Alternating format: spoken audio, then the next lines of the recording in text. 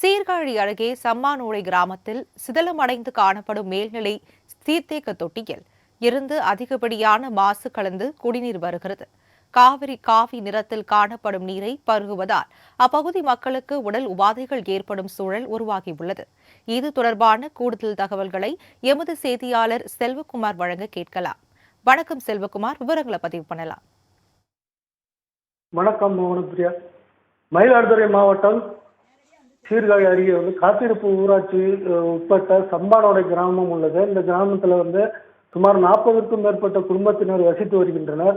இவர்களுக்கு ஊராட்சி சார்பில் அப்பகுதியில் சுமார் 30 ஆண்டுகளுக்கு முன்பு அமைக்கப்பட்ட மேல்நிலை நீர்த்தக்க தொட்டியின் மூலம் குடிநீரானது விநியோகம் செய்யப்பட்டு வருகிறது.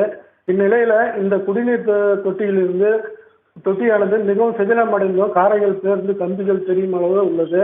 இந்த குடிநீர் தொட்டியிலிருந்து காவி கலந்த குடிநீரானது விநியோகம் செய்யப்பட்டு வருகிறது.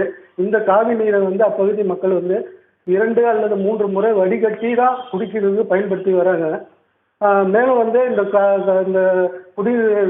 மேல்நிலை குடிநீர் தொட்டியிலிருந்து காவி கலந்த தண்ணீரானது வருவதால் பயன்படுத்த முடியாத சூழ்நிலை உள்ளது.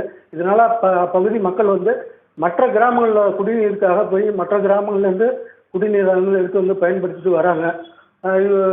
மேலும் இந்த நீரை வடிகட்டி குடிக்கிறதுனால அவங்களுக்கு வயிற்று வலி போன்ற உபாதைகளும் வருகிறது. இதனால மருத்துவமனை அனுமதிக்கப்பட்டும் நிறைய பேர் சிகிச்சை பெற்று வராங்க.